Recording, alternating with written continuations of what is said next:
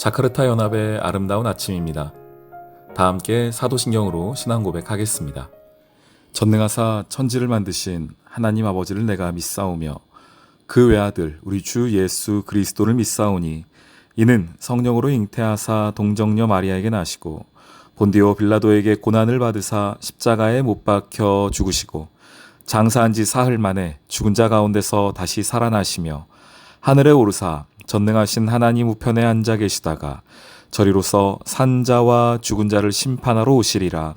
성령을 믿사오며 거룩한 공회와 성도가 서로 교통하는 것과 죄를 사하여 주시는 것과 몸이 다시 사는 것과 영원히 사는 것을 믿사옵나이다. 아멘.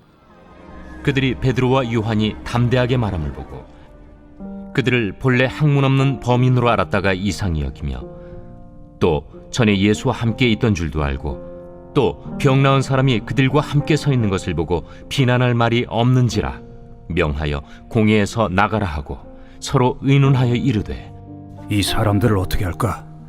그들로 말미암아 유명한 표적 나타난 것이 예루살렘에 사는 모든 사람에게 알려졌으니 우리도 부인할 수 없는지라.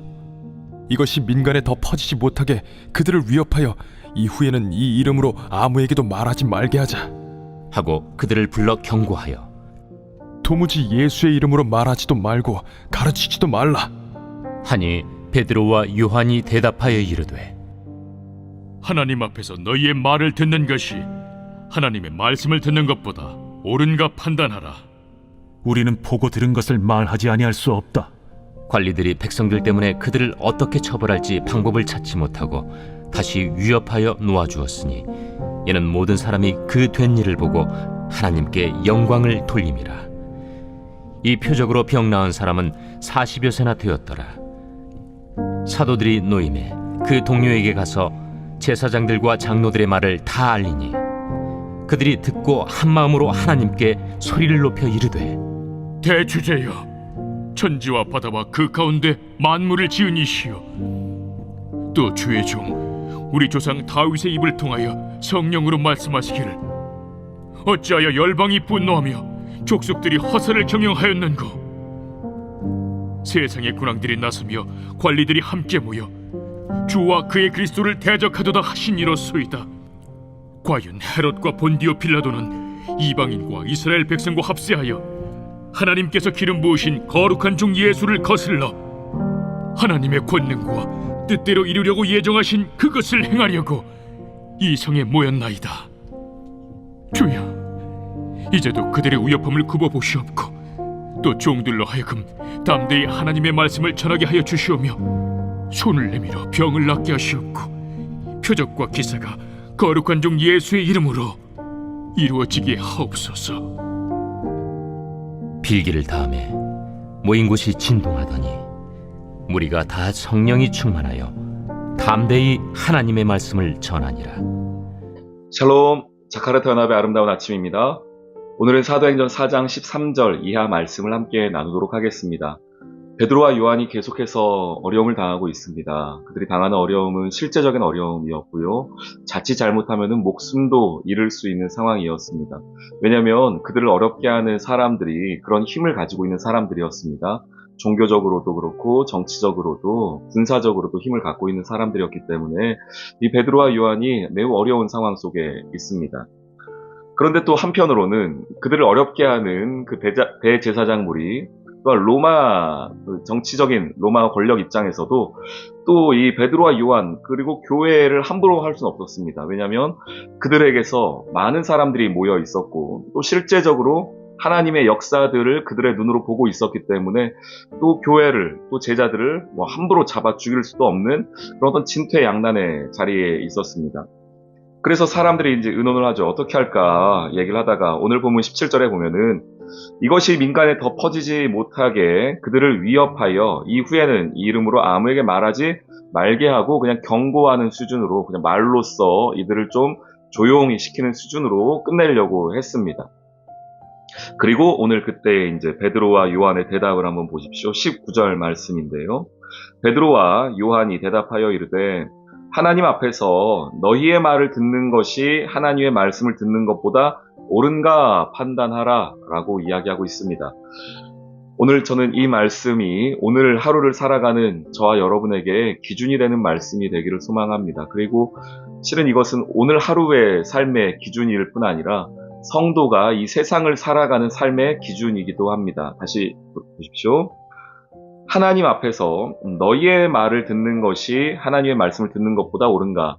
그러니 하나님의 말씀으로, 하나님이 기뻐하시는 뜻으로, 하나님이 원하시는 뜻으로 나는 살겠다라는 그런 결심이죠. 성도는 이 세상에 살아갈 때 여러 가지 소리들이 있습니다. 요즘은 더더욱 그렇죠. 세상의 소리들도 있고요. 또 이 시대의 소리들도 있습니다. 또한 우리 주변에서 사람들의 소리도 있고 여러 가지 소리들이 많이 있습니다. 그것들 있을 때에 우리는 과연 무엇을 기준으로 살아가야 하겠는가? 여기서 말합니다. 하나님의 말씀을 듣는 것. 그런데 그것이 하나님 앞에서라고 이야기하고 있습니다. 왜 하나님 앞에서 이렇게 하는 것이 중요합니까?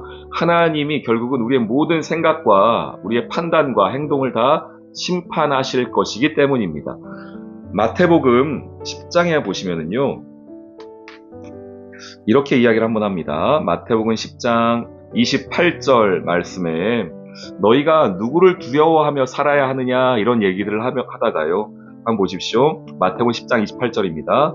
몸은 죽여도 영혼은 능히 죽이지 못하는 자들을 두려워하지 말고. 이게 누굽니까? 이 세상의 소리들, 이 세상에서 혹시 나를 어렵게 하고 힘들게 하는 어떤 사람들, 또 어떤 권력, 어떤 힘, 이 모든 것들이 우리의 몸은 죽일 수 있는 거예요. 이 세상의 소리를 어렵게 할 수 있는 것이지만 우리의 영혼을 죽일 수는 없는 겁니다. 그래서 그렇게 말하는 거예요. 몸은 죽여도 영혼은 능히 죽이지 못하는 자들을 두려워하지 말고 오직 몸과 영혼을 능히 지옥에 멸하실 수 있는 이를 두려워하라 라고 말합니다. 하나님은 우리의 몸뿐 아니라 우리의 영혼까지도 심판하실 수 있는 심판자라는 것을 잊지 말라는 겁니다. 그리고 그것을 기준으로 너의 삶을 살아가라고 말하고 있습니다.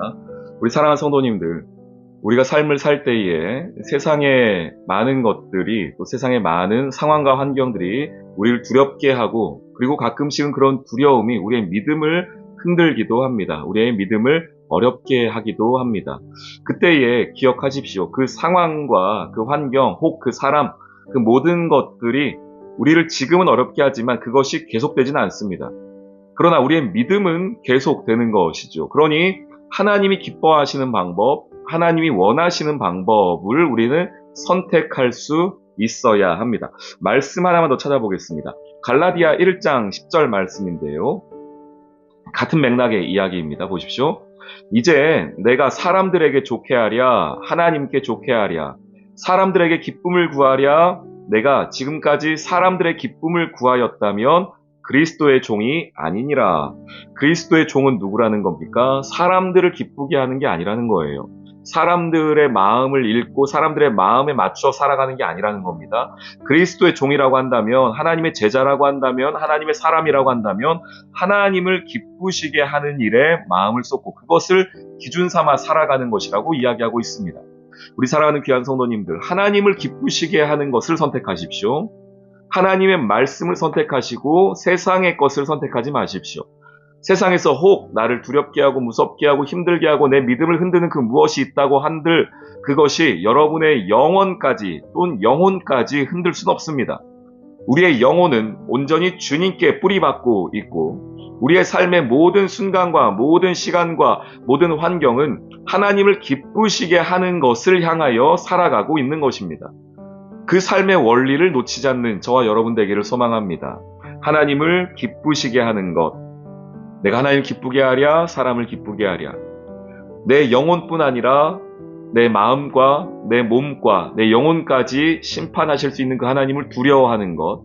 그것이 하나님의 자녀들이 살아가는 삶의 방식이라고 오늘 베드로와 요한이 이야기해주고 있습니다. 결국 그렇게 하여서 이들이 삶의 자리 가운데에서 다시 풀려나지요. 그리고 나서 하는 일이 뭡니까? 20절. 우리는 보고 들은 것을 말하지 아니할 수 없다. 내가 하나님을 기쁘게 하는 것이 뭔지 아는 거예요. 그것이 무엇입니까? 하나님께서 허락하여 주신 그 복음을 가지고 사는 것. 그리고 그 복음의 삶을 증거하며 사는 것입니다. 우리 사랑하는 귀한 성도님들, 오늘 하나님을 기쁘시게 하는 것이 무엇이라고요? 내가 가지고 있는 보고 들은 것이라고 말한 그 복음을 증거하고 살아가는 것입니다. 오늘 그 복음의 증인으로 또한 하나님을 기쁘시게 하는 하나님의 제자로 살아갈 수 있는 오늘 이 하루 되시기를 주님의 이름으로 축원합니다. 아멘. 오늘의 기도. 하나님을 믿는다고 하지만 가끔씩은 세상의 소리와 경험과 지식이 하나님의 말씀보다 우선될 때가 있습니다. 어떤 상황에서도 하나님의 말씀을 듣는 것이 옳다고 하는 믿음을 주세요. 그리고 내게 주신 성령의 감동이 있다면 그것을 힘있게 증거하는 믿음의 증인으로 살게 해주세요. 예수님의 이름으로 기도합니다. 아멘.